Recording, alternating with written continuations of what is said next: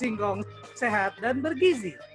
Saatnya mengkonsumsi ragam pangan lokal Nusantara dengan menu seimbang.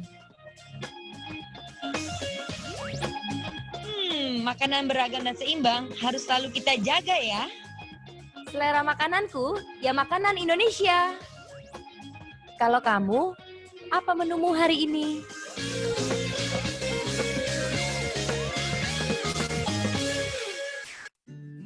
Indonesia adalah salah satu negara dengan konsumsi beras per kapita terbesar di dunia. Pemerintah berupaya meningkatkan ketersediaan dan kualitas konsumsi pangan masyarakat dengan penganekaragaman pangan. Penganekaragaman secara vertikal dicapai dengan variasi cara pengolahan. Misalnya, pengolahan singkong menjadi tepung wakaf, kemudian diolah menjadi mie dan kue.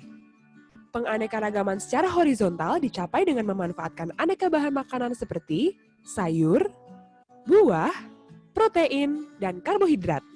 Faktanya, pola konsumsi pangan masyarakat masih belum beragam, bergizi seimbang, dan aman.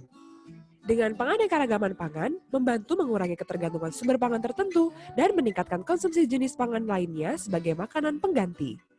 Pemerintah terus berupaya meningkatkan kesadaran masyarakat dalam mengkonsumsi pangan yang beragam, baik dalam tingkat rumah tangga, pelaku usaha, maupun dari sisi produksi. Pemerintah juga turut serta dalam mengembangkan olahan pangan lokal khas daerah dengan memanfaatkan potensi alam Nusantara. Dengan penganekaragaman pangan yang beragam, bergizi seimbang, dan aman, akan membentuk sumber daya manusia sehat, aktif, dan produktif.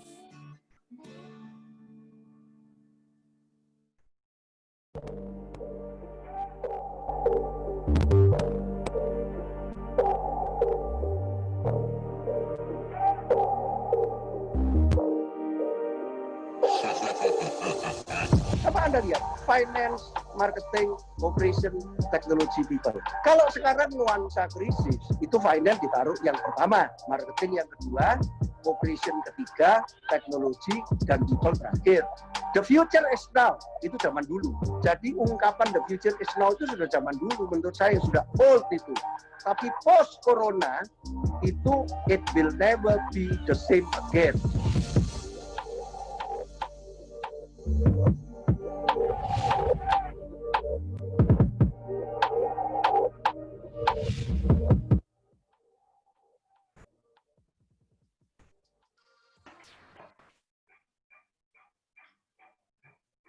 Assalamualaikum warahmatullahi wabarakatuh. Selamat siang, salam sejahtera untuk kita semuanya. Salam, Om Swastiastu, Namo Buddhaya, salam kebajikan.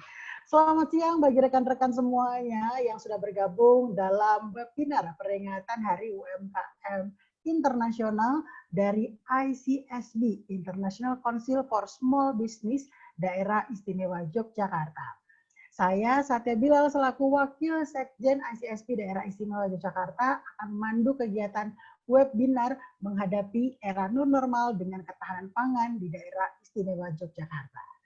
Siang hari ini kita akan bersama-sama mengikuti agenda yang tentunya memiliki manfaat bagi rekan-rekan pengusaha skala mikro, kecil, menengah di Daerah Istimewa Yogyakarta. Tapi sebelum kita memulai agenda kita di kesempatan kali ini, kita sama-sama mendengarkan lagu kebangsaan Indonesia Raya.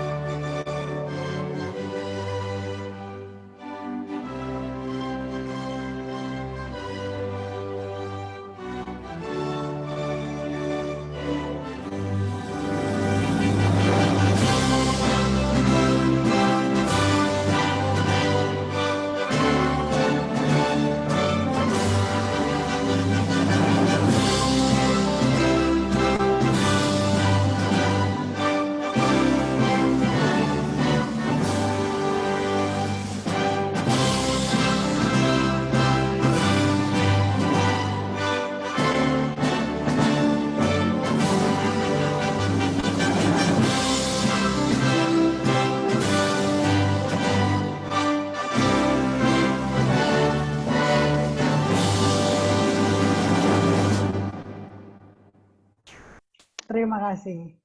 Kembali kita dalam webinar menghadapi era new normal dengan ketahanan pangan di daerah istimewa Yogyakarta. Hari ini kita ada beragam sesi untuk menambah wawasan. Mulai dari Kepala Dinas Pertanian dan Ketahanan Pangan, Ibu Insinyur Arofah Nur Indriani MSI. Kemudian kita ketemu dengan pilar akademisi dari Ibu Artita Devi Maharani SP, dosen Fakultas Pertanian Universitas Sarjana Wiyata Taman Siswa Yogyakarta. Dan kita memiliki UMKM Mentor, Bapak Rizky Indrianata. Karena dari ICSB sendiri ini memiliki 4 pilar utama yang menaungi organisasi ICSB, yaitu pilar government, pemerintah, pilar akademisi, pilar researcher, dan pilar business practitioner. Sebelumnya kita sama-sama mengikuti Mars ICSB.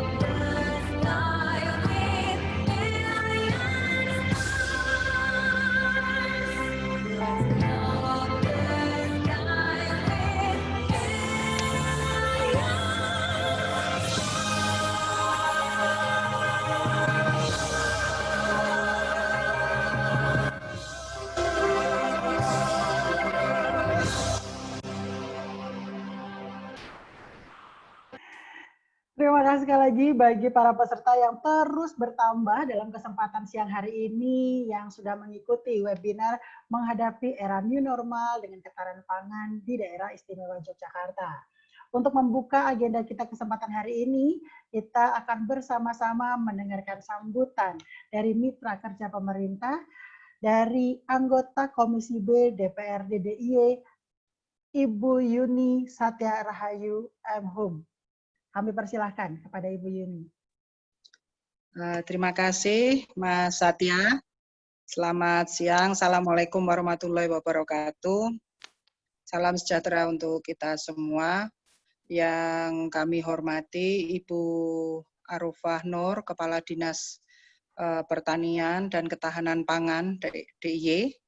Yang kami hormati Ibu Artita Devi Maharani, dosen Fakultas Pertanian Universitas Sarjana Wiyata Taman Siswa Yogyakarta. Yang kami hormati juga Bapak Rizky Indiananta, mentor UMKM dari sumber baru. Kami mengucapkan terima kasih sudah diundang di dalam webinar untuk mendiskusikan mengenai era new normal dengan ketahanan pangan di DIY.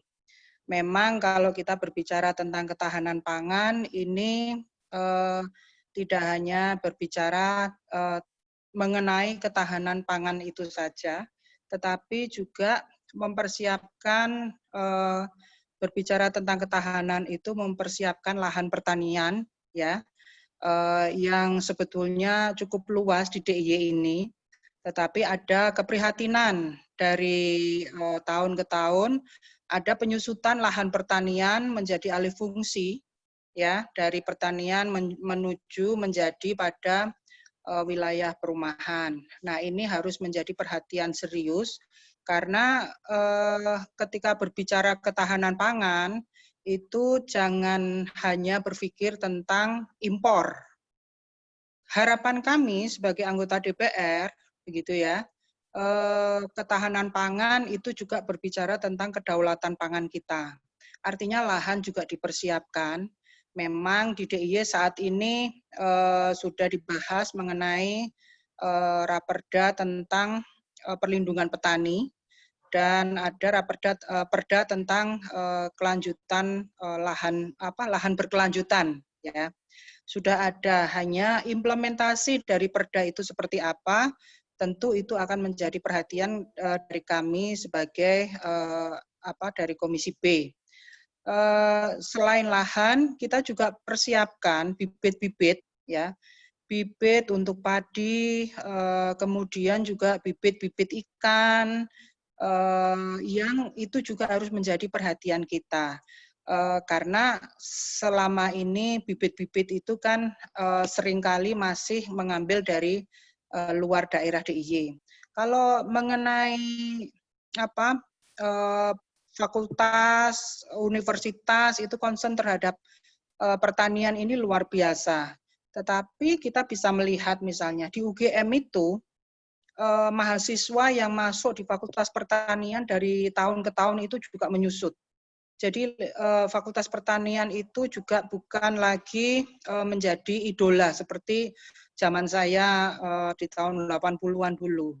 Nah ini saya pikir juga harus menjadi perhatian, perlu adanya perubahan paradigma dari para petani kita, bahwa petani itu sebetulnya juga memiliki martabat, harga diri, dan kinerja yang baik. Begitu.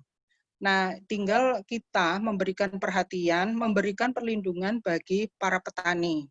Lahan pertaniannya juga diatur, kemudian bibit-bibitnya juga dipersiapkan, koperasi petaninya juga saya pikir perlu mendapat perhatian agar para petani ini nantinya bisa mengakses, mendapatkan pupuk secara mudah. Seringkali kan keluhan di lapangan pupuk yang sulit untuk didapatkan bagi para petani, sehingga harganya juga menjadi tidak stabil. Nah, itu beberapa hal ketika kita berbicara tentang ketahanan pangan di DIY ini. Nah, new normal ini seperti apa ke depannya? Tentu saja bagaimana sih digitalisasi untuk untuk pertanian dan pangan kita yang ada di DIY ini, nanti menjualnya itu bukan lagi harus bertatap muka. Secara digital seperti apa? Apakah dari Dinas Pertanian juga sudah mempersiapkan itu, sembari kemudian melindungi dan mendampingi untuk terus dapat warga masyarakat, khususnya para petani, nelayan, dan petambak-petambak ikan ini juga bisa menjadi berdaya nantinya. Saya pikir itu menjadi PR kita ke depan, untuk bisa dibahas di dalam diskusi ini, dan kami mengucapkan terima kasih sudah diundang. Tentu kami berharap diskusi ini nantinya bisa memberikan satu solusi bagi new normal di Daerah Istimewa Yogyakarta. Demikian, selamat berdiskusi dan sukses untuk upaya ketahanan pangan di DIY. Sukses untuk Dinas Pertanian dan UMKM di Daerah Istimewa Yogyakarta. Terima kasih. Selamat siang. Assalamualaikum warahmatullahi wabarakatuh. Waalaikumsalam warahmatullahi wabarakatuh. Bu Yuni mau sedikit berbincang, Bu. Ini kan Ya. sekarang kita sama-sama memperingati Hari UMKM Internasional yang akan diselenggarakan tanggal 27 Juni. Sebagai mitra kerja dari Dinas Pertanian Ketahanan Pangan DIY ini, Bu, ada harapan khusus nggak, Bu, dalam menghadapi era kenormalan baru nih, Bu? Kan sekarang kita tidak hanya menyiapkan bentuk produk, tapi juga ada protokol-protokol kesehatan juga, Bu, yang akan kita jalani selama era kenormalan baru ke depan. Apakah ada harapan dari Bu Yuni mungkin untuk para petani atau mitra-mitra kerja dari pertanian dan ketahanan pangan? Harapan kami ketika berbicara pertanian itu, apakah memang Dinas Pertanian ada program atau mungkin usulan dari universitas, karena kita ada taman siswa di sini, untuk mengajak anak-anak muda ini bangga dengan pertanian. Itu yang pertama. Karena yang menjadi petani ini, Satya, usianya rata-rata 50 ke atas. Usia pensiun 58. Nah, ini kan produktivitas pasti sudah berbeda ketika dengan usia muda. Nah, saya pernah membaca artikel keinginan Bu Arofah untuk mengajak anak-anak muda untuk bergiat di dalam lahan pertanian ini seperti apa. Seberapa banyak sebetulnya anak-anak yang katanya milenial itu sudah bergelut di pertanian ini. Nah, kalau sudah masuk anak muda, persiapannya seperti apa dari Dinas Pertanian ini untuk menuju digitalisasi di new normal ini? Karena tentu sudah berbeda begitu ya. Jualan itu pasti secara online. Persiapannya seperti apa? Bagaimana kerjasama Dinas Pertanian ini dengan Dinas Koperasi dan UMKM? Karena kita tahu Satya 90% lebih DIY ini adalah pelaku usaha UMKM. Nah, Dinas Pertanian bagaimana sudah bekerja sama dengan Dinas Indak, Dinas Koperasi dan UMKM dalam menuju new normal ini. Tentu kami berharap begitu ya, lahan pertanian ini tidak berkurang, ya, sebagaimana saya sampaikan tadi. Anak-anak muda mulai banyak ikut di dalam pertanian ini, sehingga lebih mudah kalau berbicara tentang anak muda menjualkan produk-produk pertanian secara online, tidak perlu bertatap muka, tidak perlu membuka warung begitu ya untuk bisa menjualkan barang-barang pertaniannya. Selain itu, harapan saya juga kita harus bangga dengan produk hasil pertanian kita. Kalau memang itu beras misalnya dari Bantul, tolong tuliskan juga produk itu beras Bantul. Kalau itu produk dari Sleman, tuliskan juga bahwa itu produk beras dari Sleman. Jangan menggunakan produk padahal itu berasnya Sleman, produknya namanya Delanggu, ya kan, beras Delanggu. Nah, ini kemudian juga mengubah paradigma para petani yang sudah tua ini. Kalau nanti kamu sekolah tinggi, jangan jadi petani lagi. Ya kan, artinya orang tua itu saja juga tidak bangga menjadi petani, apalagi anaknya. Nah, perubahan paradigma ini seperti apa yang nantinya bisa dilakukan oleh Dinas Pertanian. Karena mengubah paradigma itu sama sulitnya dengan mengubah pengolahan lahan oleh para petani itu, ya kan, yang kemudian selama ini mendapat bimbingan, pendampingan dari penyuluh-penyuluh pertanian itu. Begitu, beberapa waktu yang lalu saya juga sudah menyampaikan ke Bu Arofah, penyuluh pertanian ini mohon untuk nanti juga bisa dibiayai dengan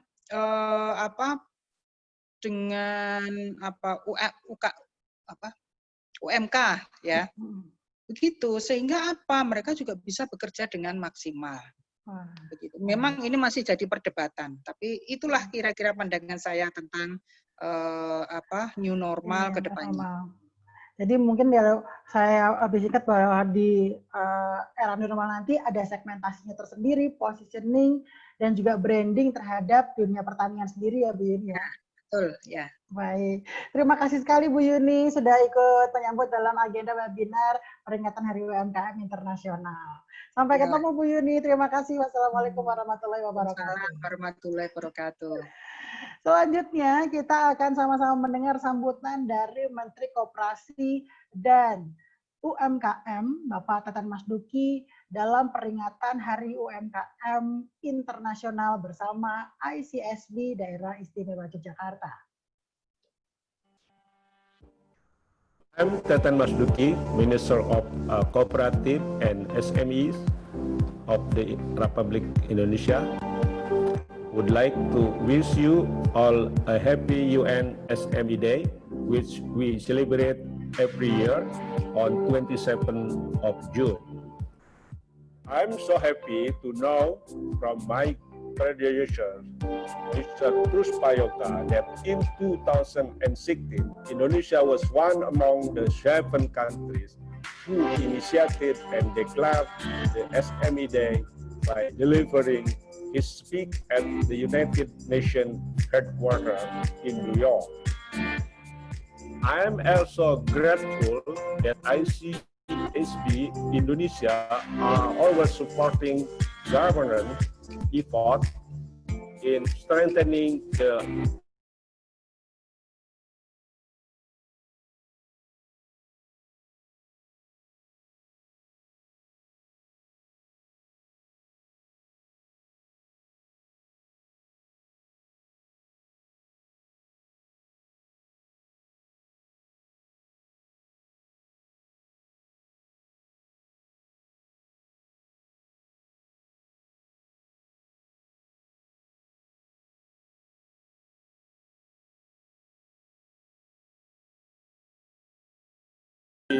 are among the policy.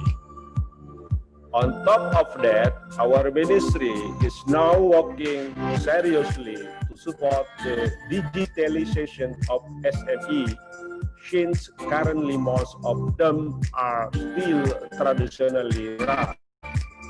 We are fully aware that COVID-19 pandemic is a serious yet painful wake-up call for all SMEs to make speedy transformation. One of them is by being more digitalized in business. Apart from that, Asia already has 5 unicorns, a country with the largest number of unicorns within ASEAN region. They are Gojek, Tokopedia, Traveloka, Bukalapak, and OVO.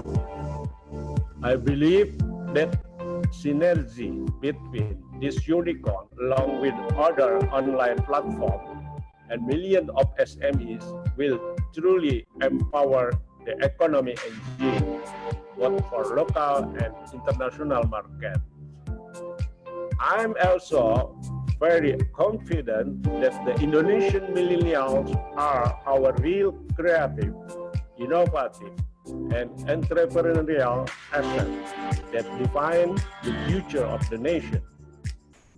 I'm so excited and proud to inform you that in 2030, Indonesia will reach the peak of its demographic bonus, the same year that United Nations has projected to be the ultimate year of Sustainable Development Goal or SDG. By aligning and integrating those two events, demographic bonus of Indonesia and 17 principles of UN SDG, I have my personal confidence that we will be able to achieve the golden era of Indonesian SME in 2030. Indonesia SMEs invite you from all over the world to welcome the new World SME Decade into the glorious year of 2030 let us collaborate for the United ICSB. Wish you very best. Thank you.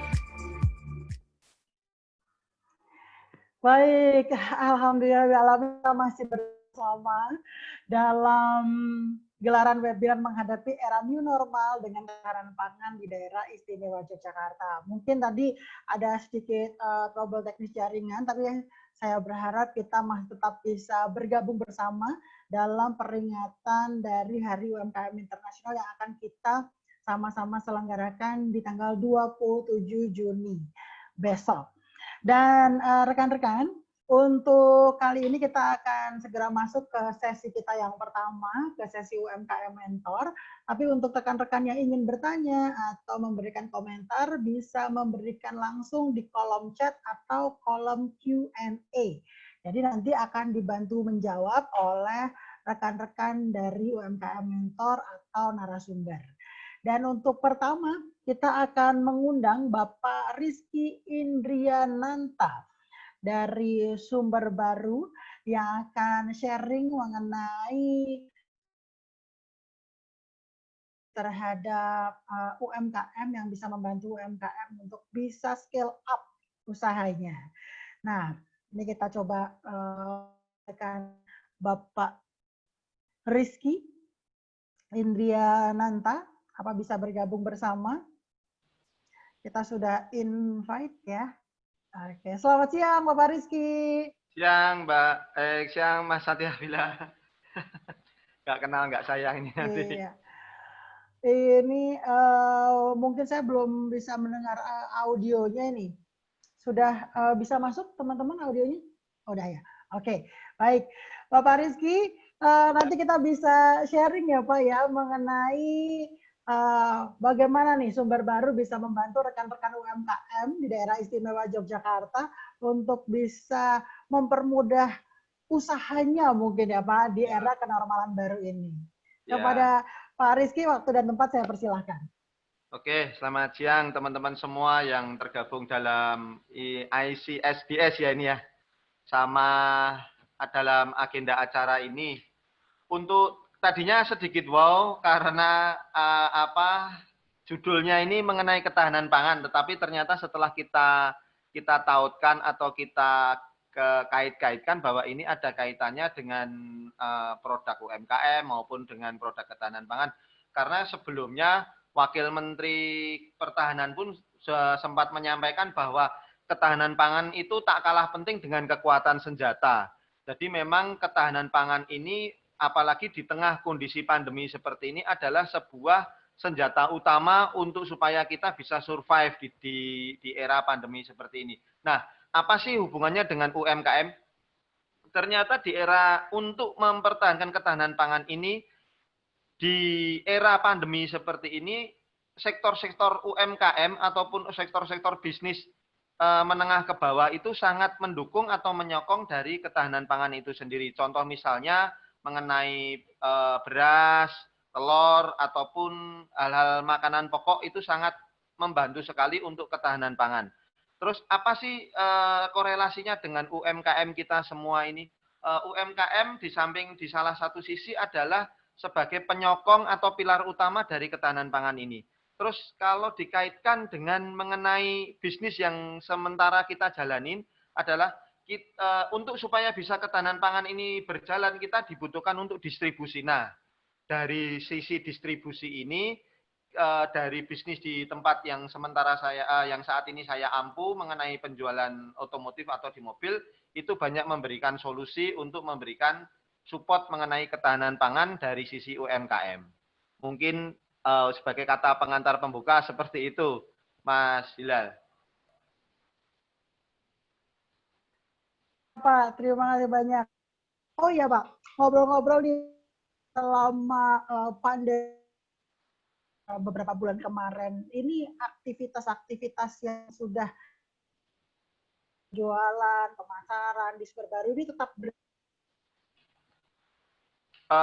begini, untuk pada saat awal-awal pandemi itu kan kalau di wilayah kita ini kan dimulai di bulan Maret ya, Maret, April, Mei itu peaknya.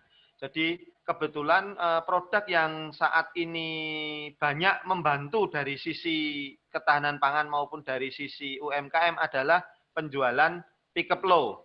Apalagi saat ini pickup low Suzuki, saya mengampu merek Suzuki, itu mencapai market share di atas 80%. Jadi memang kebutuhan pickup kita sangat membantu untuk pengusaha-pengusaha UMKM. Di tengah pandemi ini ternyata ada sisi-sisi yang bisa dimanfaatkan oleh beberapa stakeholder sih boleh dibilang seperti itu, ataupun pengusaha-pengusaha baru istilahnya untuk seperti itu. Satu, mengenai kita juga memberikan support mengenai kita punya program yang namanya MOKO, mobil toko. Saat ini banyak buka kafe-kafe di pinggir jalan. Apalagi saya lihat pemerintah DIY sama Solo ya yang sekarang punya bus untuk cafe on the street. Itu keliling sementara itu. Kita juga punya yang kecil MOKO namanya. Dengan harga yang terjangkau untuk food truck atau untuk kafe-kafe di jalan. Kita juga ready juga penjualan mobil box. Karena saat ini ternyata distribusi telur ataupun permintaan telur dari masyarakat melonjak luar biasa. Yang tadinya telur itu paling sekilo, kemarin saya bicara sama pelaku pengusahanya itu 16-17 ribu, sekarang sampai 26 ribu sekilo. Jadi permintaan telur sangat luar biasa. Mereka juga membutuhkan mobil-mobil angkutan untuk distribusi. Yang tak kalah menariknya lagi, untuk pengusaha-pengusaha UMKM mengenai air minum. Saat ini banyak merebak dan luar biasa. Semuanya membutuhkan, karena banyak orang work from home, jadi mungkin lebih banyak kegiatan di rumah, jadi untuk kebutuhan primernya wajib terpenuhi. Nah, di salah satu sisi kita juga memberikan kemudahan untuk memiliki kendaraan sebagai salah satu solusi untuk distribusi. Yang kedua, untuk pengusaha-pengusaha baru. Kita menerapkan down payment yang sangat terjangkau, 25% untuk pengusaha-pengusaha muda. Jadi mungkin itu akan lebih menarik. Yang ketiga, mengenai subsidi ya, ini dari sumber baru kita juga memberikan subsidi apabila yang apply atau pengajuan kreditnya adalah pengusaha-pengusaha muda ataupun pengusaha-pengusaha dari UMKM. Jadi kita memberikan subsidi khusus buat mereka yang akan sedang berusaha menggunakan mobil yang kita jual. Mungkin seperti itu. Pengusaha mendapatkan tentu dari sumber. Tadi ada down payment 25% yang diberikan sumber baru untuk pengusaha muda dan juga UMKM. Iya, betul. Iya. Nah, untuk akses informasinya ini karena kan kita se-Daerah Istimewa Yogyakarta, apakah di masing-masing kabupaten atau sumber baru yang bisa dihubungi atau bagaimana?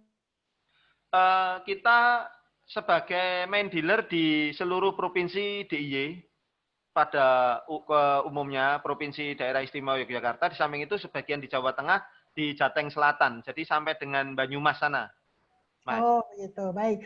Berarti nanti untuk kontak personnya bisa dicantumkan di kolom chat ya Pak, siapa tahu ada rekan yang berminat untuk mendapatkan informasinya, bisa langsung kontak Bapak dan rekan-rekan. Iya, boleh. Oh gitu. Sekali lagi terima kasih banyak Pak. Nanti kita bisa berkabar dan sudah mendukung peringatan Hari UMKM Internasional. Ya. Terima kasih Pak. Salam buat rekan-rekan dari Sumber Baru. Terima kasih. Nah, rekan-rekan lagi ke sesi utama kita kali ini kita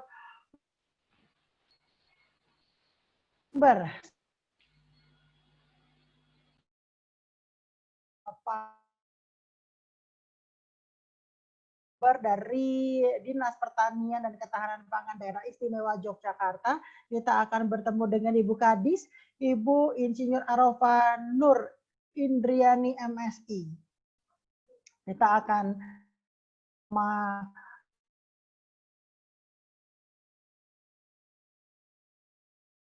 memperingati Hari sektor bisa membantu sektor UMKM dalam musim pandemi, kemudian bertahan serta bertumbuh dalam era kenormalan. Baik. Assalamualaikum, selamat siang.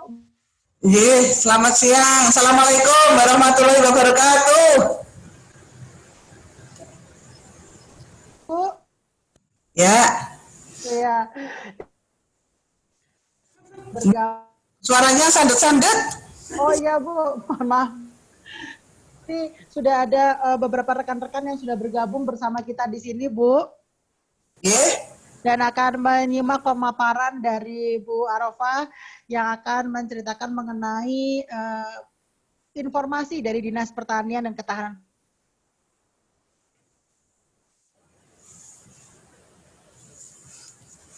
Terima kasih Mas Moderator.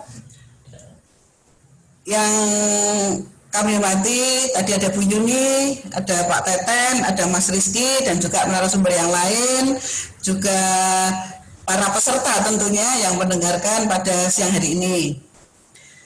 Untuk yang pertama, sebelum kami berikan materi, kami ucapkan dirgahayu Hari UMKM Internasional. Selamat dan sukseslah ke depannya. Kemudian yang berikutnya, ini terkait dengan ketahanan pangan. Nanti akan kami sampaikan bahwasanya ketahanan pangan itu memang sangat erat hubungannya dengan ketahanan sosial, kemudian stabilitas ekonomi, keamanan, dan ketahanan nasional. Jika statusnya rawan pangan di suatu daerah, maka akan terganggulah stabilitas ekonomi dan sosialnya. Regulasi sudah banyak. Regulasi yang terkait dengan Undang-Undang Nomor 18 Tahun 2012 tentang pangan, Undang PP Nomor 17 Tahun 2015 tentang ketahanan pangan dan gizi. Semuanya ini adalah mengamanatkan bahwa sesuai dengan kewenangannya, ini wajib membangun, menyusun, dan mengembangkan sistem informasi pangan dan gizi secara terintegrasi. Nah, sekarang kita ketahui bersama bahwa saat ini adalah situasi pandemi COVID-19. Ini akan merubah tatanan atau kehidupan masyarakat kita semua, sedunia bahkan. Ora koyo adate. Nah, untuk itu yang penting kami berharap pada semuanya masyarakat yang ada di DIY bahwa kita harus siap menerima dengan perubahan itu dengan ikhlas dan bahagia. Artinya ikhlas itu kita harus siap, kita jalani saja, kita syukuri dan kita nikmati dengan apa perubahan yang ada. Baiklah Bapak Ibu semuanya, kami ingin menyampaikan terkait dengan ketahanan pangan. Yang pertama, perwujudan ketahanan pangan ini adalah tidak ujuk-ujuk secara nasional. Itu harus diawali dari tingkat individu. Kalau itu sudah tingkat individunya ini adalah bagus, baru meramen ke tingkat keluarga. Tingkat keluarga bagus, baru tingkat wilayah. Artinya RT, RW, dusun, tingkat desa, kecamatan, tingkat kabupaten, provinsi, baru nasional. Kemudian untuk ketahanan pangan sendiri, itu memang ada 3 subsistem yang ada, yaitu subsistem ketersediaan, yaitu terkait dengan produksi, baik itu dalam negeri, impor, maupun cadangan pangan. Kemudian yang subsistem distribusi, tadi sudah disinggung oleh Pak Rizky, terkait dengan aksesibilitas, baik fisik barangnya maupun harga keterjangkauannya, secara ekonomi maksud kami. Kemudian subsistem konsumsi atau pemanfaatan pangan. Ini adalah bagaimana kualitasnya pangan yang kita asup, bagaimana diversifikasinya, bagaimana pengolahan pangannya. Kemudian secara umum permasalahan pembangunan ketahanan pangan, di sini kami sampaikan bahwa perubahan iklim ini memang tidak bisa dimungkiri, ini akan merubah pola tanam kita di DIY. Kemudian alih fungsi lahan, ini pun juga akan mengurangi produksi yang ada di DIY. Kemudian pasar bebas, ini terkait dengan produk-produk kita yang harus bersaing, termasuk keamanan produk, yaitu produk aman dikonsumsi, dan juga kuantitas dan kualitas dari SDM. Ini yang saat ini kita sadar bahwa petani-petani kita sudah relatif senior. Artinya, mari kita butuh petani-petani milenial. kita bangun petani milenial yang saat ini, kita tumbuhkan. Mari kita bersama-sama. Kemudian pertumbuhan penduduk, ini terkait dengan kebutuhan pangan. Ya, kami rasa isu strategis pembangunan ketahanan pangan. Di sini memang kita ketahui bahwa konsumsi beras ini masih mendominasi di DIY maupun di Indonesia. Ketergantungan impor. Impor itu terigu ya. Jadi kita harus bisa mengoptimalkan konsumsi pangan lokal yang saat ini masih dirasa kurang. Kemudian skor PPH. PPH itu pola pangan harapan, artinya mengetahui kualitas konsumsi pangan, itu belum optimal. Kemudian adanya kerawanan pangan, gizi buruk atau stunting. Stunting itu kalau di masyarakat kita terkenalnya anak-anak yang lahir dengan kerdil atau kundat. Kundat, kerdil, stunting ini anak yang kurang normal, artinya tidak pertumbuhannya itu kurang seideal dengan yang biasa. Ini juga yang dipengaruhi oleh ketersediaan pangan dan aksesibilitas, termasuk pemanfaatan pangan karena persoalan kemiskinan. Kemudian harga pokok yang fluktuatif, cenderung naik turun, ini juga menjadi permasalahan bagi kita. Nah, sekarang bagaimana strategi new normal dalam pembangunan ketahanan pangan? Penanganan kerawanan pangan dan kemiskinan secara terintegrasi, sendiri-sendiri tidak bisa, kita harus bareng-bareng. Yaitu program-program banyak yang ada di kementerian maupun di Dinas Pertanian dan Ketahanan Pangan. Ada program Desa Mandiri Pangan, ada program Lembaga Akses Pangan Masyarakat, dan lain-lain. Kemudian diversifikasi pangan, ini juga bagaimana kita bisa mempromosikan pangan lokal. Tadi Pak Rizky sudah bilang promosi, mari kita promosikan pangan lokal dengan termasuk pola konsumsi yang B2SA, beragam, bergizi, seimbang, dan aman. Kemudian optimalisasi pemanfaatan pekarangan. Pekarangan yang ada di rumah, mari kita optimalkan. Tidak tergantung luasan, tapi pola-pola ada. Pola yang ruangannya sempit, ini juga akan bisa secara vertikultur, naik. Kalau ruangannya luas, itu bisa dengan lahan. Kemudian peningkatan asupan PPH tadi, skor PPH. Terus terkait dengan ketersediaan dan distribusi pangan. Yang penting di sini adalah untuk ketersediaan pangan cukup. Cukup itu baik itu ya tentunya cukup dan harga stabil gitu ya, terjangkau oleh masyarakat. Termasuk cadangan pangan kita, cadangan pangan pemerintah daerah kita. Kemudian terkait dengan strategi ini yang dipaparkan itu upaya sekarang ya, kebijakan sekarang ya. Kebijakan yang terkait dengan pengurangan kemiskinan, kebijakan kami sebagai dampak pandemi COVID-19 ini adalah terkait dengan melalui pemberdayaan masyarakat. Pemberdayaan masyarakat ini adalah baik itu pemberdayaan sumber daya alam, sumber daya manusia, pemberdayaan sosial, ekonomi, semuanya dilakukan secara bermartabat. Kemudian dengan pemberdayaan kami bagi menjadi dua lokasi. Lokasi yang terkait dengan desa rawan pangan dan lokasi yang non desa rawan pangan. Di situ untuk yang desa rawan pangan nanti kami perlu lintas sektor. Untuk DIY kemarin ada 12 desa untuk replikasi ya, untuk percontohan. Nah ini nih slide itu, ya betul itu. Kemudian ada Demapan Desa Mandiri Pangan dan PKU. PKU itu pengembangan korporasi usaha. Di situ nanti UMKM bisa masuk di situ. Kami sependapat dengan Pak Rizky tadi ya, bahwa UMKM atau UKM sebagai pilarnya ketahanan pangan.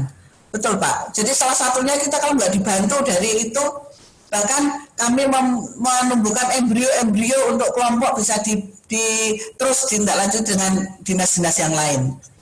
Kemudian ada yang P2KP di situ, percepatan penganeka-ragaman konsumsi pangan ya. Di situ ada KRPL, ada P2L.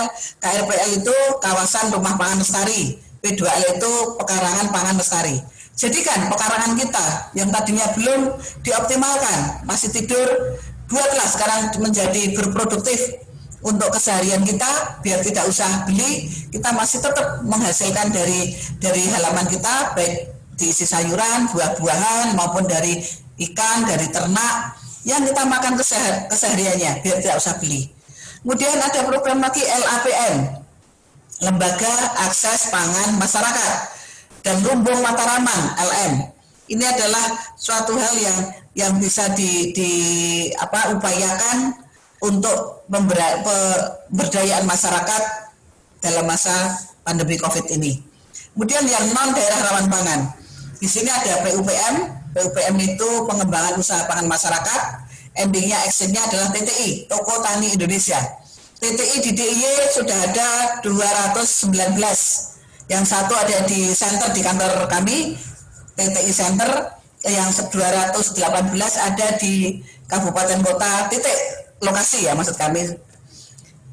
Kemudian ada P2KP tadi optimalisasi pekarangan, ada PIPL. PIPL itu pengembangan industri pangan lokal. Itu klaster bentuknya, ada budidaya sendiri, ada klaster penepung sendiri, ada klaster yang menghasilkan produk, ada klaster yang pemasaran. Kemudian B2SA, pola pangan yang beragam, bergizi, seimbang, aman. Ini adalah untuk menghasilkan manusia-manusia yang sehat, produktif, aktif, atau berkualitas lah. Kemudian di samping Lumbung Mataraman. Lumbung Mataraman kami sudah banyak sekali yang dibudayakan di DIY. Di dalam Lumbung Mataraman itu ada namanya aktivitas yang terkait dengan model demlot, ada pertanaman, ada kebun bibit, ada juga pasca panen dan pemasaran. Nah, klaster-klaster ini kami upayakan kalau yang di daerah kota, kalau bisa bentuknya market, budidayanya ada di kabupaten semua. Jadi budidaya kabupaten di kota untuk sebagai marketnya. Ini adalah salah satu UKM, ini bisa ini punya aktivitas seperti itu. Kemudian yang berikut ini adalah untuk lembaga pangan masyarakat atau lumbung pangan juga perlu dioptimalkan.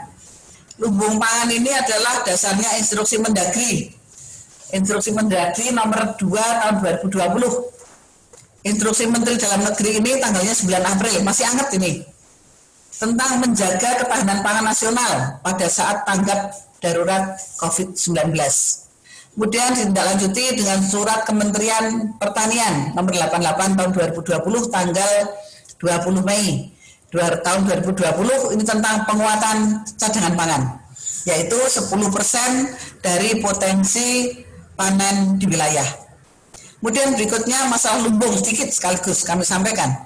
Lumbung pangan di sini ada lumbung yang dikelola oleh pemerintah daerah dan ada yang dikelola oleh masyarakat. Pemerintah daerah yang dikelola baik provinsi, kabupaten kota, dan desa.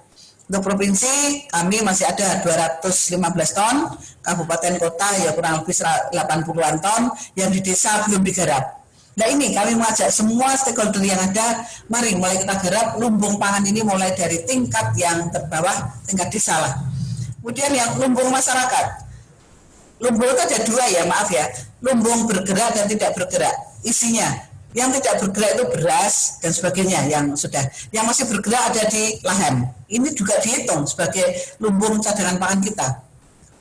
Yang lumbung di masyarakat itu jelas ada di Gapoktan, gabungan kelompok tani. Kemudian ada di semuanya tuh ada sekian 700-an ton beras ada di situ, di pedagang juga, di pasar, swalayan, di retail dan sebagainya. Itu masuk hitungan kami lumbung pangan masyarakat. Kemudian yang terkait dengan sedikit kami tambahkan terkait dengan pasar mitra tani. Nah ini cocok dengan UMKM. Pengembangan pasar mitra tani.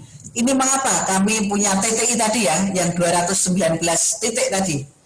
Ini karena fluktuasi pasokan harga dan pangan ini tidak menentu.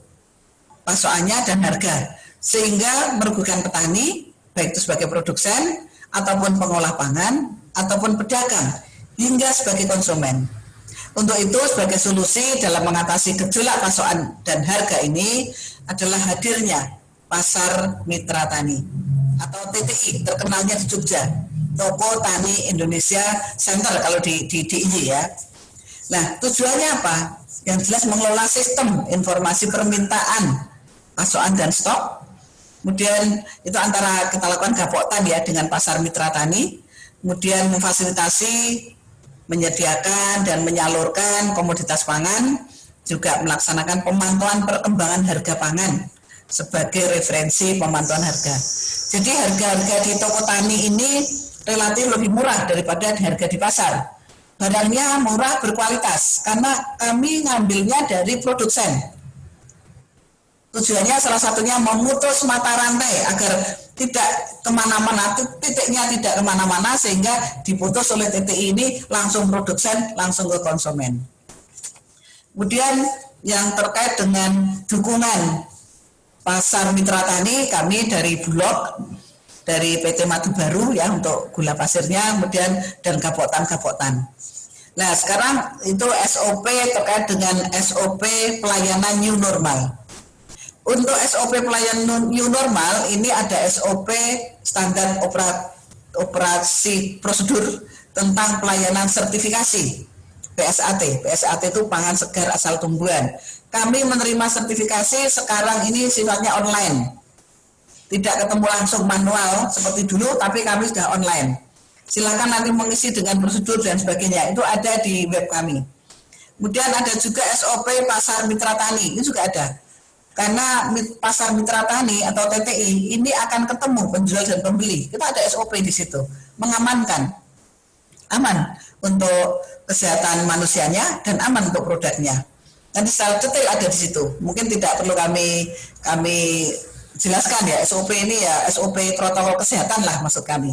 Jadi kami memadukan antara protokol kesehatan dengan sektor ekonomi. Karena kalau hanya kesehatan saja, ekonomi kami tidak akan bergerak. Makanya kami mengajak pada semuanya bidang ekonomi, sektor ekonomi, mari mulai kita gerakkan dengan tetap memperhatikan protokol kesehatan.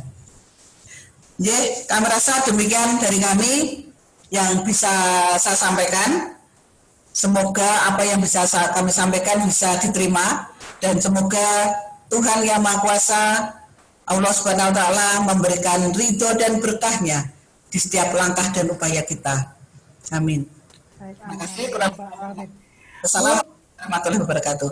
Waalaikumsalam warahmatullahi wabarakatuh. Bu Arafah, ini ada pertanyaan juga dari peserta yang sudah masuk di kolom Q&A, Bu. Boleh minta waktunya sebentar untuk bisa ikut ini ya, Bu, sharing ya, Bu. Ini ada satu pertanyaan dari Ibu Sofi.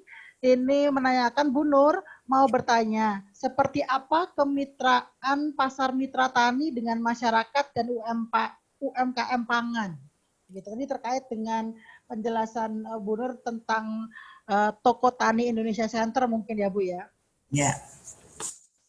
Langsung ini. Iya, Bu. Ya, terima kasih terkait dengan kemitraan TTI. Bila masyarakat berminat, ini tentunya nanti bisa menyediakan seperti warung gitu ya, menyediakan bahan-bahan pangan. Nanti persyaratannya menghubungi Dinas Pertanian setempat untuk mendaftar TTI. Itu aja. Nanti biar masyarakat itu mendatangi di Sleman ya Sleman, Bantul ya Bantul, dan dimanapun. Nanti akan diberi penjelasan di sana. Syaratnya apa? Misalnya ada KTP, ada NPWP dan sebagainya. Itu nanti ada di situ. Oh, jadi apakah harus atau boleh perorangan, Bu? Perorangan itu perorangan untuk menambah titik, memudahkan akses. Jadi tujuannya Toko Tani ini kan memudahkan akses dari konsumen ke produsen. Nah, kami sudah punya secara online sudah ada dengan Gojek. Kami sudah kerjasama dengan GoShop dan juga Titipku.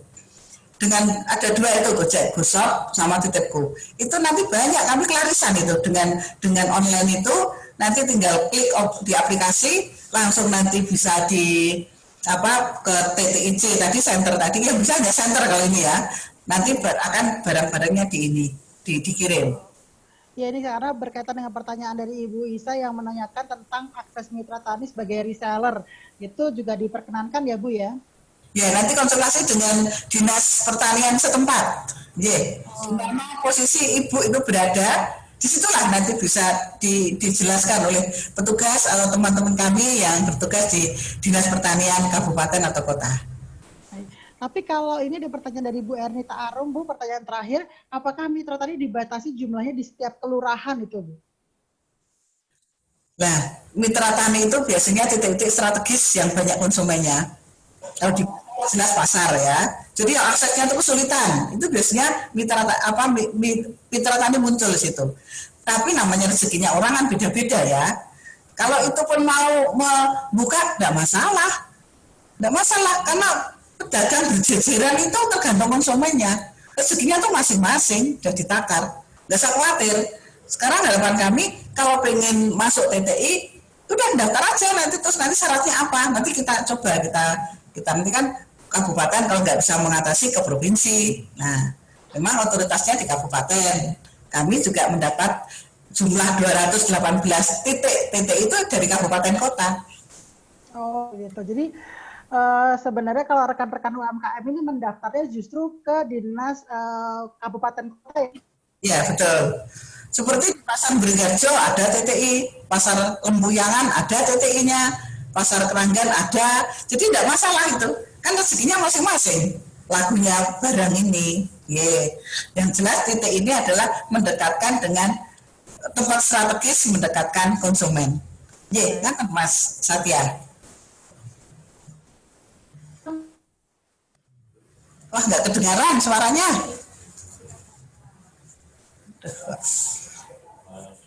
Internasional.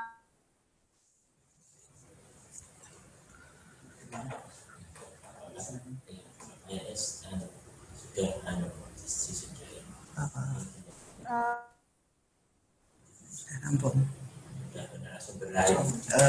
Bertemu. Wassalamualaikum warahmatullahi wabarakatuh. Waalaikumsalam warahmatullahi wabarakatuh. Sukses Pak buat panjenengan semua.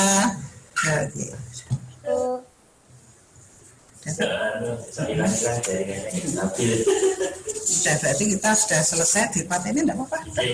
Ronton kita pun Mas, maka pulang. Tokoh ragam makanan Indonesia memiliki rasa dan kaya gizi. Tiap daerah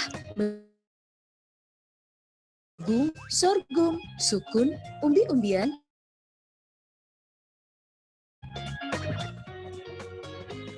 Saya suka Lo senengnya ya karena si jagung.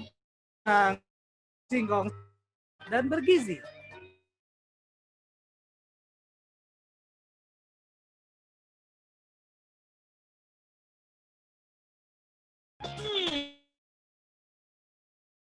Enggak ya? Selera makanku ya makanan Indonesia. Kalau kamu, apa menu ini?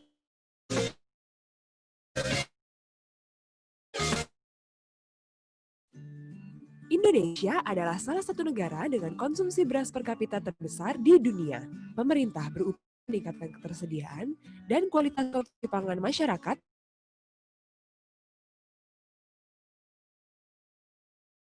Cara pengolahan. Pengolahan singkong menjadi tepung wakaf, kemudian diolah menjadi mie dan kue.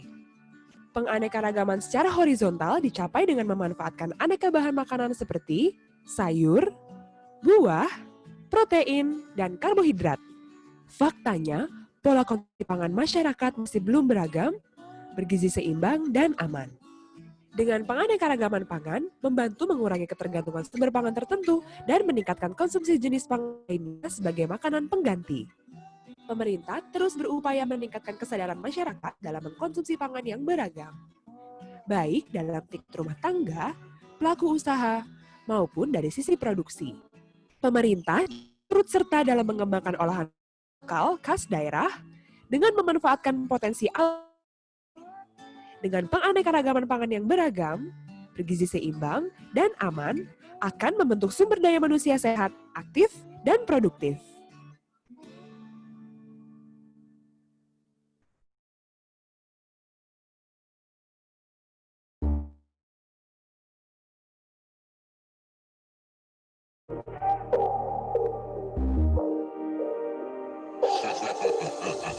Apa Anda lihat? Finance, marketing, operation, technology people.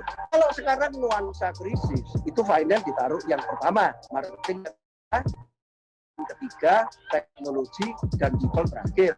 The future is now, itu zaman dulu. Jadi ungkapan the future is now itu sudah zaman dulu, menurut saya sudah old itu. Tapi post corona itu it will end.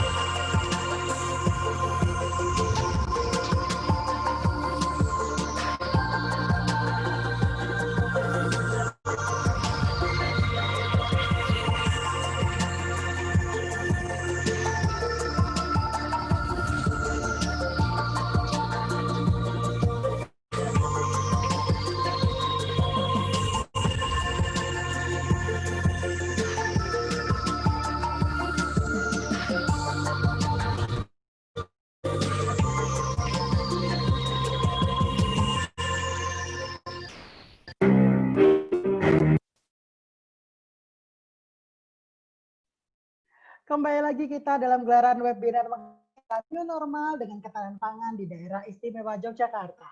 Selatan di siang hari ini ada dari pemerintah RD Daerah Istimewa Yogyakarta, Komisi B, Ibu Yuni Satya Rahayu. Kemudian kita berjumpa dengan UMKM Mentor, Bapak Rizky dari Sumber Baru, yang menceritakan tentang benefit-benefit untuk UMKM terus meningkatkan omsetnya. Kemudian kita berjumpa dengan Ibu Kadis Pertanian dan Ketahanan Pangan Daerah Istimewa Jakarta yang sudah banyak interaksi dari rekan-rekan mengenai Pasar Mitra Tani atau dikenal dengan Toko Tani Indonesia Center untuk Daerah Istimewa Yogyakarta. Sekarang kita beralih ke pilar yang berikutnya, yaitu pilar akademisi yang akan diisi oleh narasumber kita, Ibu Artita Devi Maharani, SPMA, kan dosen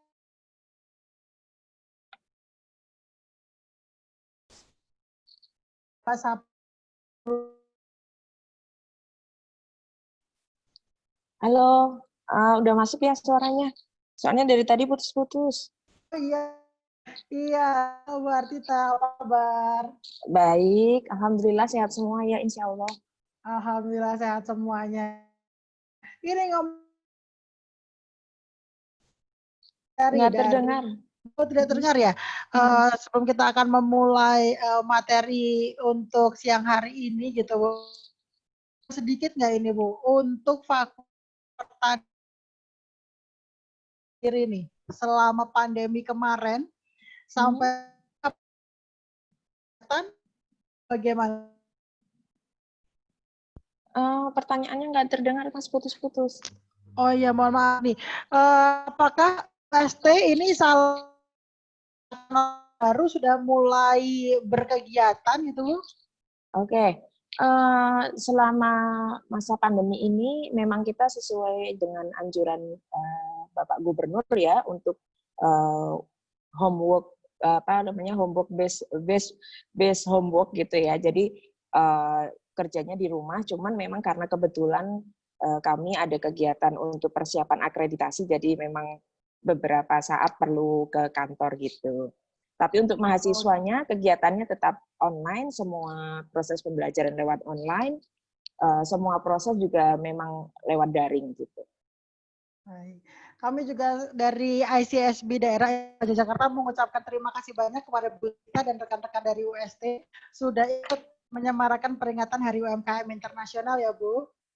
Iya, betul sekali, Mas. Kalau saya sih menanggapi dengan positif ya, karena kebetulan kalau saya pribadi dari prodi agribisnis itu memang memang ujungnya nanti itu memang inginnya mahasiswa saat ini itu tidak hanya fokus kepada bisa memproduksi tapi tidak bisa menjual gitu, tapi memang harus dari hulu sampai hilir, karena memang kendala saat ini mahasiswa itu sebenarnya inovatif ya untuk memberikan ide-idenya itu sangat bagus, tapi ketika menciptakan sesuatu yang baru itu belum tentu bisa terjual. Nah, ini menjadi PR kita semua, mungkin nanti dari pihak dari aparat pemerintah, mungkin dari teman-teman atau komunitas UMKM yang lain itu bisa saling berkolaborasi. Menurut saya seperti itu.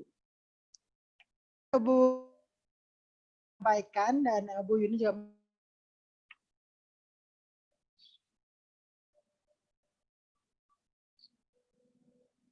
suaranya hilang, Mas. Harapan Kadis sebetulnya gitu. Iya, betul sekali.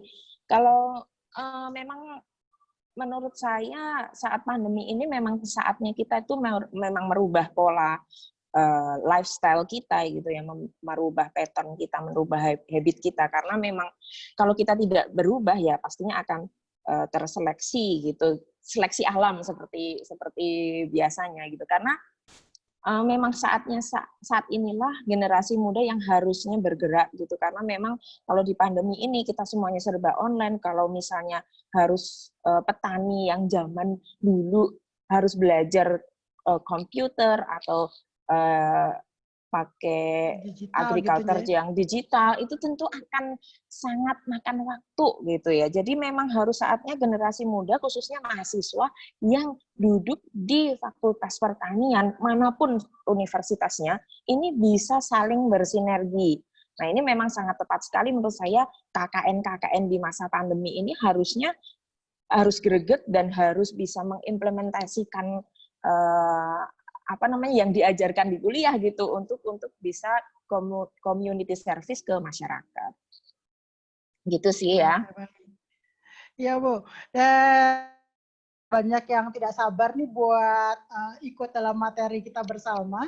Tapi sebelumnya buat rekan-rekan yang mau mengajukan pertanyaan, jangan lupa bisa mengisi kolom Q&A untuk mengajukan pertanyaannya agar nanti akan lebih mudah disampaikan dan dijawab. Kepada Bu Artita Devi Maharani, SPMA, dari Fakultas Pertanian UST, kami persilahkan. Oke, terima kasih Mas Satya atas waktunya. Assalamualaikum warahmatullahi wabarakatuh. Salam sejahtera bagi kita semua. Om Swastiastu, Namaste, Namo Buddhaya, salam kebajikan. Singkat saja ya, kalau di sini seperti yang tadi Ibu Kepala Dinas Pertanian, Ibu Arofa, dan juga Ibu Yuni sebagai perwakilan anggota Komisi BDPRD DIY sudah memaparkan secara konkret sebenarnya apa yang harus dan solusi yang harus dilakukan di masa pandemi ini yang terkait dengan ketahanan pangan. Masalahnya memang ketahanan pangan itu menjadi vital issue sejak saya dulu belum lulus kuliah itu sudah menjadi bahasan gitu ya, karena kebetulan memang skripsi saya mengenai ketahanan pangan, jadinya dari dulu sampai sekarang mungkin sudah hampir dari 10 tahun itu belum tercapai kalau menurut pandangan akademisi ya. Karena apa? Karena memang seperti yang dikatakan Bu Arofa bahwa semuanya itu harus kembali pada individu atau level terkecil gitu di dalam tingkat klaster sosial. Setelah itu baru ke rumah tangga. Jadi memang kalau dari individunya sendiri tidak bisa berubah, itu bukan saya ini ya terus pesimis tidak ya, tapi harus dari individunya sendiri. Masalahnya dari presentase 56% orang itu tinggal di kota, 44%, sisanya tinggal di desa, sedangkan produsen atau produktivitas pertanian itu ada di desa. Kalau yang di kota tidak berubah, untuk menekan yang di desa supaya mencapai ketahanan pangan itu impossible, sangat sulit sekali tercapai atau susah tercapai. Jadi memang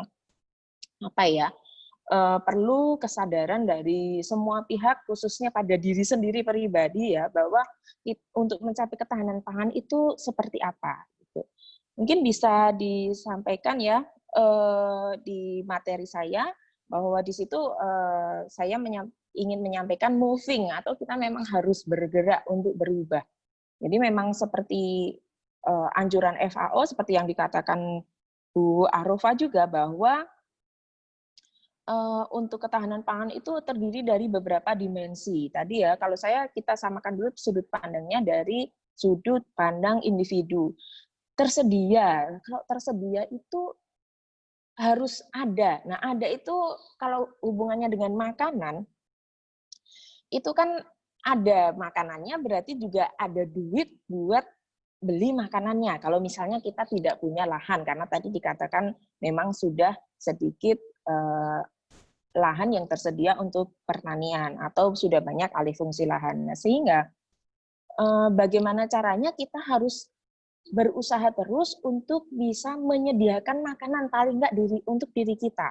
Nah ini arahnya nanti ke sustainable atau keberlanjutan.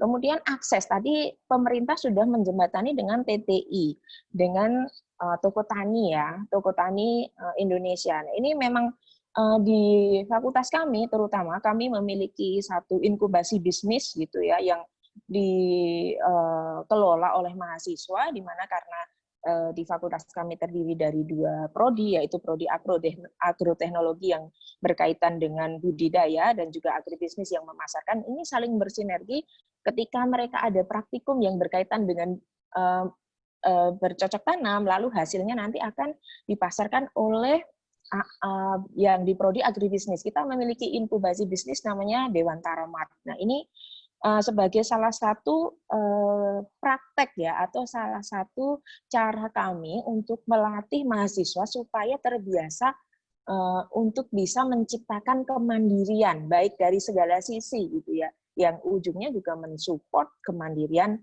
pangan seperti anjuran pemerintah. Nah, ini kalau dari segi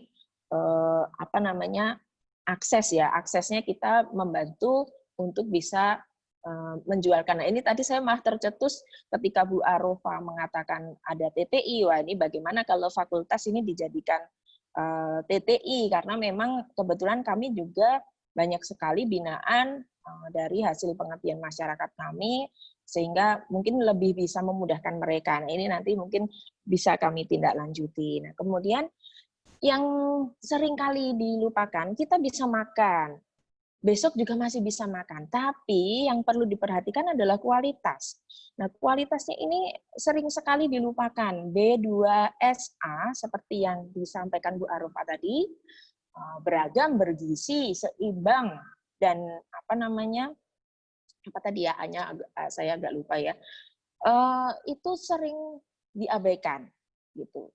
Jadi memang eat right itu memang sekarang harus dilakukan. Kalau dulu ya, nggak apa-apa, kita yang penting makan sudah alhamdulillah. Nah, kalau sekarang di masa pandemi ini, kita justru harus memperhatikan apa yang kita makan.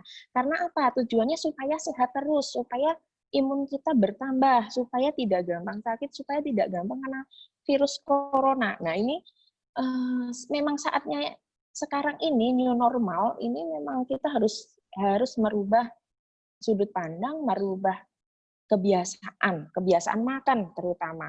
Nah, ini kalau kita biasanya makan yang terlalu banyak karbohidrat, apalagi anak kos ya, ini mungkin banyak mahasiswa yang mendengarkan, makannya mie instan jadiin lauk, kemudian tetap pakai nasi gitu. Nah, ini sebenarnya salah satu kandungan atau ingredient komposisi nutrisi yang salah gitu ya. Jadi memang harus seimbang, pasti harus seperti yang waktu zaman kecil ya, imunisasi itu selalu diingatkan 4 sehat 5 sempurna gitu. Nah, itu memang bagus diterapkan selalu gitu di kehidupan kita, karena memang supaya kita tetap sehat, dan ketika ada virus apapun, entah COVID-19, entah COVID-20 nantinya berseri gitu ya, itu bukan menjadi hal yang menakutkan sekali gitu ya untuk diri kita sendiri, karena diri kita sudah menjalani pola hidup sehat. Nah, dilalui dengan apa kualitas ini? Nah, bisa kita implementasikan dengan kita memanfaatkan seperti programnya Kementan, yaitu P2L gitu ya, pekarangan pangan lestari. Ini saya sih sepakat sekali ya, bahwa sekecil apapun lahan kita, sebisa mungkin kita manfaatkan untuk menanam tanaman atau apapun yang bisa dikonsumsi kita sehari-hari untuk mengurangi juga pergerakan kita keluar di masa pandemi ini. Karena kan kalau kita misalnya nggak punya lahan untuk bercocok tanam, ataupun kita tidak punya pasokan pangan ya, kita berarti harus keluar rumah. Di mana harus keluar rumah itu nanti misalnya pakai motor, pakai mobil, itu juga menyumbang karbon ya dari asap kendaraan bermotor, sehingga semisal kita memiliki kebun di rumah itu bisa efisiensi dalam segala hal, efisiensi waktu, efisiensi uangnya. Nah, ini jadi itu salah satu program dari Kementan yang saya sangat setuju sekali menurut saya. Nah, kemudian kalau semua itu sudah menjadi habit bagi pribadi atau bagi individunya, itu bisa ditularkan di dalam rumah tangganya. Nah, ketika rumah tangganya itu sudah memiliki pemahaman mengenai ketahanan pangan, tentunya ini bisa ditularkan di ruang lingkup sosial yang lebih besar lagi, yang levelnya lebih luar lagi. Tadi seperti yang dikatakan Bu Arofa, ada di RT, RW, kemudian mungkin di kelurahan, ya, di desa gitu ya. Kemudian nanti sampai ke kecamatan, ini bisa saling apa ya bersinergi, bekerja sama gitu ya menurut pandangan kita. Tapi memang itu sangat sulit dan butuh waktu kalau menurut saya, sehingga memang harus dari pribadi, tidak usah jauh-jauh dulu terlalu meluas gitu ya, tapi ubahlah pola pangan atau pola konsumsi pangan dari rumah tangga kita sendiri. Contohnya saja yang menjadi mindset atau sugesti kita itu adalah kita belum makan kalau belum makan nasi. Padahal tadi habis makan lontong, makan lemper, makan roti gitu ya. Tapi tetap makan nasi, lauknya Indomie. Nah itu yang bikin gimana ya? Salah kaprah sebenarnya. Nah, sembari itu memang banyak sekali mahasiswa-mahasiswa yang mungkin ya kadang di berita itu banyak sekali yang protes, kenapa sih pemerintah kok impor? Nggak usah deh, sekarang teriak-teriak impor mulu, kenapa impor? Kamu sendiri masih makan nasi apa enggak gitu? Kenapa nggak makan ubi? Kenapa nggak makan singkong gitu? Ini harus dirubah dari diri sendiri dulu, jangan komentarin orang tapi diri sendiri belum berubah. Nah ini memang harus menjadi refleksi diri di saat pandemi seperti ini, supaya ketika kita mau menyampaikan sesuatu itu kita sudah mencontohkan kepada orang lain bahwa kita sendiri sudah berubah gitu. Nah, kemudian ada beberapa hal ya yang bisa kita lakukan. Tadi di slide itu saya juga mencontohkan beberapa model urban farming ya, karena tadi memang lebih banyak manusianya yang di kota sekarang daripada yang di desa, sehingga kita memang harus mulai bergerak. Ada dengan model vertikultur tadi yang Bu Arofa sampaikan, kalau memang lahannya benar-benar tidak ada, berarti model pertaniannya semakin ke atas gitu ya. Ada yang sekarang aquaponik gitu ya, ada yang kalau hidroponik memang sudah biasa dengan berbagai modelnya, namun memang model-model itu akan semakin bertambah seiring banyaknya alih fungsi. Nah, di sini di dalam slide saya juga menyampaikan bahwa semua pihak harus bekerja sama ketika kita ingin mewujudkan kedaulatan pangan atau ketahanan pangan gitu. Kemudian tujuannya supaya pertaniannya berkelanjutan. Nah, kita sebagai akademisi di Fakultas Pertanian, kita justru menjembatani yang dikatakan Ibu Yudi dan Ibu Arofa tadi mengenai alih fungsi lahan. Kita memiliki produk unggulan memang dari 9 bahan pokok ya, tidak bisa kita semua untuk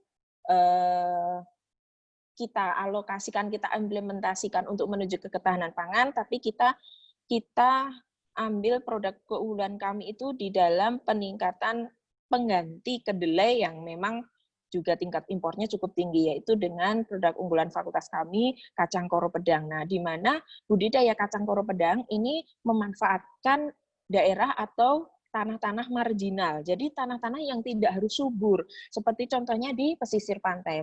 Perlu diingat bahwa Indonesia itu negara kepulauan, berarti lahan pantainya berarti sangat luas, cukup banyak gitu. Jadi meskipun banyak alih fungsi lahan yang di kota tanah suburnya jadi gedung, jadi hotel gitu, jadi mall gitu.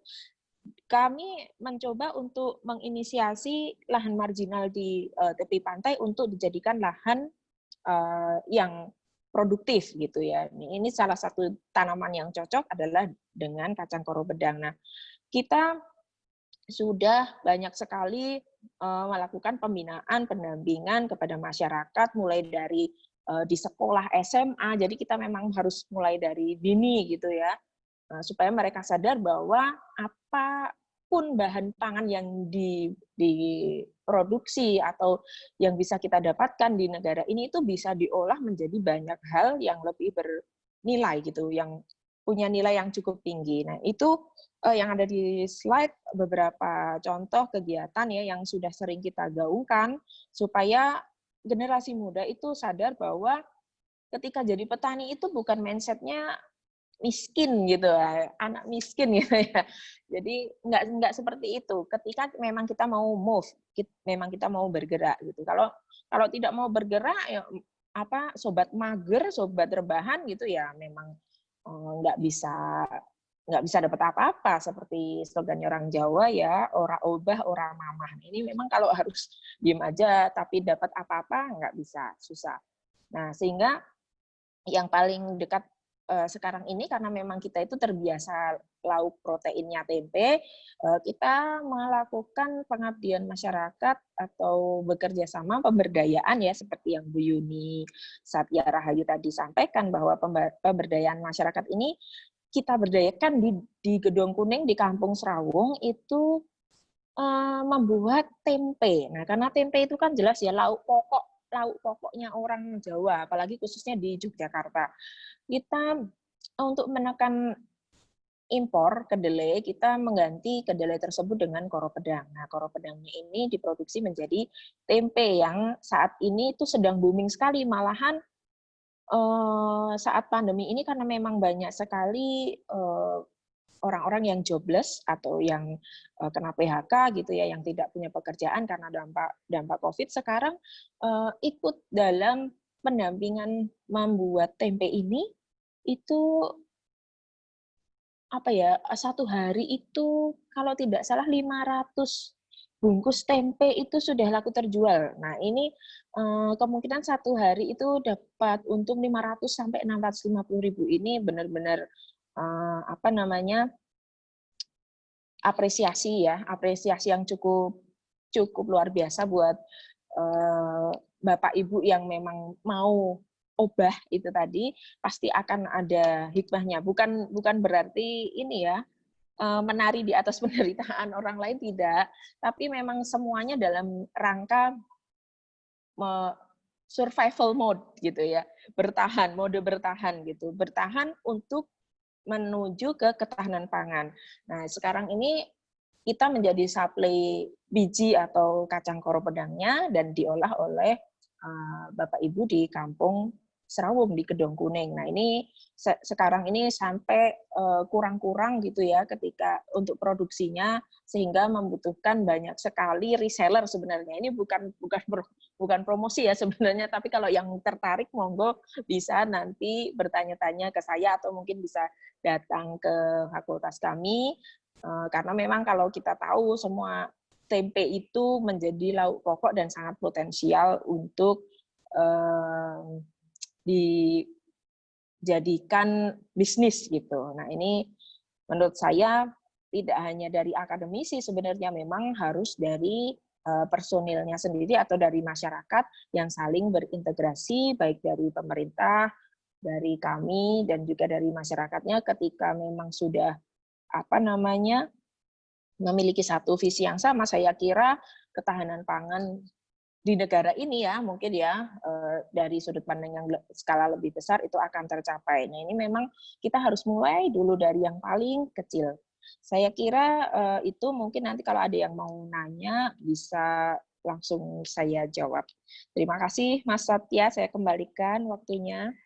Siap, terima kasih banyak Bu Tita. Wah, banyak sekali penjelasan dan informasi menarik nih dari Bu Tita yang tadinya saya malah belum tahu karena tidak ada di dunia pangan pertanian, jadi dapat update-nya nih dari Bu Tita, tadi ada beberapa. Dan ini ada sudah beberapa pertanyaan juga yang sudah ikut join bersama kita di sore hari ini. Terima kasih buat teman-teman, tapi jangan lupa untuk yang masih ingin bertanya boleh dimasukkan di kolom Q&A ya rekan-rekannya. Nanti akan kita bantu menjawab. Ini pertanyaan yang pertama datang dari Lorencia Oktaviani Angul ya. Ya, mahasiswa itu. Mahasiswa ya, udah aktif nih. Katanya izin bertanya Bu, apakah Mitra Tani sendiri mendapatkan dukungan kuat dari pemerintah? Kalau memang iya, bentuknya seperti apa saja? Ini mungkin tadi kita juga menunggu kalau misalnya masih ada rekan-rekan dari Dinas Pertanian dan juga Ketahanan Pangan juga bisa ikut sharing. Tapi kalau belum saya akan mau bantu jawab karena produk dari Pasar Mitra Tani ini merupakan produk dari Dinas Pertanian dan juga Ketahanan Pangan gitu Lorencia. Jadi memang tersupport dari pemerintah. Kalau di DIY sendiri tadi seperti yang disampaikan Bu Arofah, namanya lebih dikenal dengan Toko Tani Indonesia Center gitu, yang di masing-masing tempat mungkin seperti di Pasar Beringharjo juga ada Toko Tani Indonesia, di beberapa pasar di daerah DIY juga ada, dan membuka kemitraan kepada siapapun yang berminat untuk menghubungi Dinas Pertanian dan juga Ketahanan Pangan di tingkat kabupaten atau kota.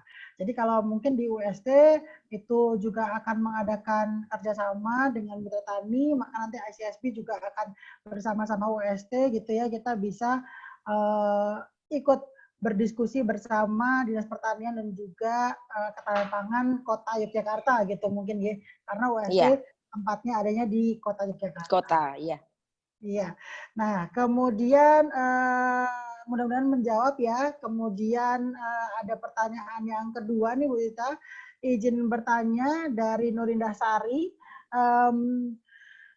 Bagaimana tips mahasiswa di era new normal ini agar bisa menyeimbangkan kualitas B2SA sehingga bisa menciptakan kemandirian bagi setiap individu?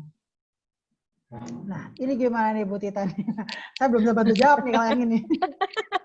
Oke, nah masalahnya gini, B2SA itu kan kalau penjelasan dari Bu Arofa itu kan ditujukan untuk rumah tangga ya. Kalau beda dengan sudut pandangnya anak kos, ini lain loh ya. Karena memang di masa pandemi ini kan terus terang banyak anak-anak dari luar Jawa atau luar pulau atau luar Jogja gitu ya, yang terhambat untuk mudik atau untuk pulang, sehingga untuk menjaga polanya supaya B2SA itu memang agak susah. Tapi sebenarnya bisa diupayakan sendiri dengan, kan sekarang banyak ya tanaman-tanaman dalam pot yang bisa diusahakan sebenarnya. Yang paling gampang tumbuh saja sendiri itu ada bayam sama kangkung, atau beli ini wall planting, kan sekarang banyak ya wall planting itu loh yang dicantolin di tembok, terus buat nanam ada macam-macam gitu. Saya yakin kalau misalnya kamu anak kos, bapak kosnya pasti malah senang karena kos-kosannya jadi bagus gitu ya. Nah ini tapi hasilnya juga bisa dimanfaatkan oleh semua isi kos. Nah ini coba deh kamu sebagai anak pertanian justru mempelopori, menginisiasi seperti itu gitu. Jadi selain mengusahakan untuk panganmu sendiri supaya B2SA, tapi juga mencontohkan orang lain gitu ya, bahwa kita lebih berkualitas loh ketika kita itu makan dari yang kita tanam sendiri, yang kita tahu, yang kita makan itu tidak menggunakan pestisida, menggunakan tumbuh alami gitu. Nah ini kan sekarang ini sedang sangat digalakkan sekali ya, karena masa pandemi ini, mengingat semua kegiatan di rumah, otomatis kegiatan bercocok tanam ini lagi naik daun gitu. Terutama juga komponen-komponen atau perangkat-perangkat untuk bercocok tanam, saya mendengar beberapa dari teman itu harganya mulai naik karena memang permintaannya cukup tinggi gitu untuk bercocok tanam di rumah. Saya rasa kita mulai dulu memang dari kita sendiri, walaupun anak kos tetap harus menjaga B2SA gitu, tidak harus karena saya anak kos Bu, nasi telur aja udah alhamdulillah. Nah ini memang harus dari kitanya sendiri sih gitu. Baik, tapi satu pertanyaan juga yang bikin saya penasaran nih Bu Dita nih, karena kan sekarang ini tren urban living itu kan lagi mulai meningkat nih, terutama di perkotaan gitu dengan lahan-lahan yang sempit gitu ya. Nah, tapi kan tidak semua orang ini bisa berhasil gitu Bu. Ada yang nanam bibit belum tentu bisa tumbuh gitu ya. Ada yang sudah mulai berharap gitu ya karena udah siram-siram tiap hari, ternyata beberapa hari kemudian tanamannya belum berhasil tumbuh alias kering gitu. Nah, itu apakah ada panduan-panduan gitu Bu untuk bisa terus dalam membina urban living ini Bu? Memang kalau kita pengen sekali bercocok tanam yang tumbuh alami itu kita harus telaten dulu gitu. Kita harus punya kesabaran yang tingkat dewa bisa dibilang gitu, karena semua itu kuncinya ada pada tanahnya sebenarnya. Kalau misalnya hidroponik ya berarti dari teknis ininya ya, rangkaiannya gitu. Nah, kalau misalnya gagal, itu saya sampaikan tadi yang paling mudah tumbuh itu adalah bayam dan kangkung. Itu sangat mudah tumbuh sebenarnya. Kalau misalnya mau yang lain seperti tomat atau terong, nah ini memang saya kira banyak ya buku-buku panduan atau cara menanam yang baik dan benar itu di luar di toko buku semuanya banyak. Cuman memang yang paling mudah untuk ditanam itu kangkung dan bayam, itu coba masatnya dicoba dulu deh yang itu. Jadi jangan coba langsung pengen nanam duren gitu langsung tumbuh, duren mah lama. Benar. Tapi tadi juga tertarik sama informasi reseller nih dari Bu Tita tadi ya. Siapa tahu ternyata ini tempe ini memang merupakan komoditi khusus juga yang diminati sama masyarakat ya Bu. Iya, betul. Tapi kalau misalnya mau produksi sendiri mungkin juga tidak mudah, butuh kesabaran dan sebagainya. Nah, untuk tempe sendiri ini tadi bisa dilakukan misalnya mungkin penyimpanan khusus atau apa gitu sebagai resellernya atau bagaimana Bu? Kalau untuk sementara ini sebenarnya yang kita cari itu adalah mitra. Mitra dalam arti gini kan, sekarang ini pasar kita itu baru bisa melayani separuh Jogja Kota dan juga Jogja Selatan alias Bantul ya, Kabupaten Bantul. Sedangkan yang di Jogja Utara, Sleman sama Jogja Barat itu belum ada sama sekali untuk distributornya. Nah, kalau misalnya pengen jadi distributor itu nanti cukup menjualkan saja yang produksi kita saja tidak apa-apa karena memang kita baru memiliki 1 atau 2 mesin pemotong untuk pengiris koronya itu. Kalau diiris manual bisa sih, cuman itu nanti jadinya lama gitu ya. Karena kan untuk ngiris itu kan pakai manual gitu mungkin tangannya harus pijet seminggu 3 kali ya. Motong-motong terus ya Bu? Iya, karena kan memang kacangnya itu kan, biji kacangnya itu kan lebih besarnya mungkin hampir 3 kali lipat dari kedelai ya. Jadi memang harus dipotong-potong gitu. Nah ini kita sudah punya mesin pemotongnya karena untuk mengejar permintaan gitu. Kalau dipotong manual kita nggak bisa produksi yang banyak. Baik. Nah, Bu, sebenarnya masih pengen ngobrol banyak lagi nih sama Bu Tita nih. Kita mesti agendakan ke depan lagi ya buat ngobrol ya. Cuman memang karena waktu yang terbatas ini, tapi sebagai final nih Bu, saya ingin menceritakan tentang UST, terutama Fakultas Pertanian ya. Apakah ini kan sudah mau menghadapi penerimaan mahasiswa baru gitu ya, kesempatan-kesempatan untuk menjadi petani milenial sini terbuka lebar gitu ya, terutama untuk yang ingin belajar di Fakultas Pertanian UST. Nah ini apakah sudah mulai pembukaan mahasiswa baru atau seperti apa ini Bu Kaden? Oke, untuk periode bulan Juli, memasuki bulan Juli ini kita sudah gelombang kedua ya. Nah dan khususnya saya sampaikan untuk menjadi petani milenial kita pasti butuh pengalaman yang out of the box juga gitu. Nah kalau di fakultas kami, di Fakultas Pertanian, kami memiliki magang kerja di luar negeri yang tidak dimiliki oleh Fakultas Pertanian di universitas lain, yaitu magang di Jepang khususnya ya, dan juga di negara ASEAN. Sehingga ini saatnya ketika di masa depan nanti petani digital atau petani milenial itu dibutuhkan harus disiapkan dari sekarang. Mungkin jika Bapak Ibu memiliki putra-putri yang pengen minat menjadi petani yang milenial, itu bisa didaftarkan ke Fakultas Pertanian Universitas Sarjana Wiyata Mahasiswa. Nanti mungkin silahkan cek web UST saja, di situ sudah banyak gelombang 2, gelombang 3 tuh batasan tanggalnya, kemudian kontak personnya di mana, ke siapa, itu sudah tersedia semua. Oh ya, baik Ibu, sekali lagi saya mengucapkan terima kasih banyak atas partisipasinya untuk memperingati Hari UMKM Internasional bersama ICSD Daerah Istimewa Yogyakarta. Salam untuk rekan-rekan dari UST ya Bu. Iya, terima kasih sekali atas waktunya juga kesempatannya Mas Satya dan rekan-rekan semuanya. Semoga sehat selalu, sampai jumpa di kesempatan yang lain yang lebih bermanfaat. Salam. Baik. Terima kasih banyak Ibu. Wassalamualaikum warahmatullahi wabarakatuh. Waalaikumsalam warahmatullahi wabarakatuh. Baik, teman-teman dan rekan dari ICSB, International Council for Small Business, Daerah Istimewa Yogyakarta, kita sampai di penghujung acara webinar kita mengenai era new normal ketahanan pangan untuk menyambut Hari UMKM Internasional yang akan diperingati setiap tanggal 27 Juni. Esok kita masih ada gelaran webinar lagi dan informasinya bisa dicek langsung melalui Instagram @ICSB-Yogya. Terima kasih sekali lagi untuk narasumber yang sudah ikut dalam agenda kita di kesempatan hari ini. Ada Kepala Dinas Pertanian dan Ketahanan Pangan Daerah Istimewa Yogyakarta, Ibu Insinyur Arofa Nur Indriani MSI, kepada Bapak Rizky Indriananta selaku UMKM Mentor dari Sumber Baru, dan terima kasih juga untuk Ibu Artita Devi Maharani SPMA selaku dosen Fakultas Pertanian Universitas Sarjana Wiyata Taman-Siswa Yogyakarta.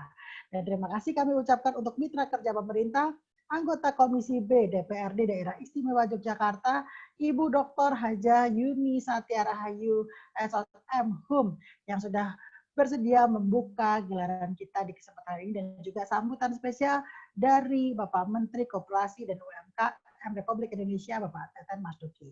Saya Satya Bilal dari ICSB Daerah Istimewa Yogyakarta mengucapkan terima kasih banyak. Mohon maaf jika ada salah-salah kata. Kita jumpa esok siang jam 2 siang tentunya dalam webinar menyambut Hari UMKM Internasional. Terima kasih. Wassalamualaikum warahmatullahi wabarakatuh.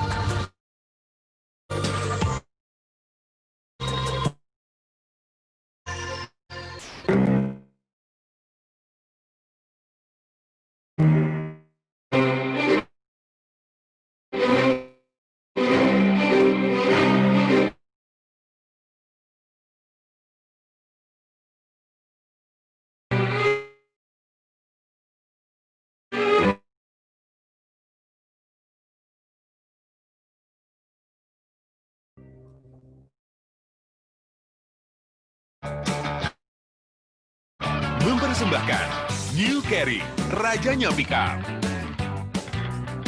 New Carry dengan tampilan baru siap menjadi andalan bisnis Anda. Tampilan baru si Raja Bisnis dengan grill depan baru memberi kesan tangguh. Bodi samping terlihat semakin kokoh dan tetap dengan ilmunya Carry. Makin irit dengan mesin baru. Lebih bertenaga, suku cadang dan perawatannya makin irit. Bodi kuat dan tangguh dengan mesin baru yang bandel. Dilengkapi pelindung kabin serta sasis bodi tebal dan kuat.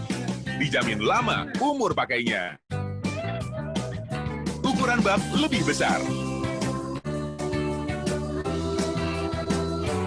Dengan muatan lebih banyak sampai 1 ton.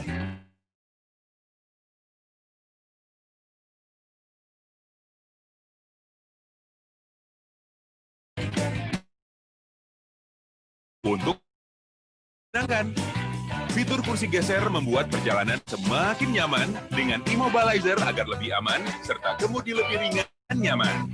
Untung di ujung. Beli dong di dealer Suzuki. Ilmunya New Carry. New Carry.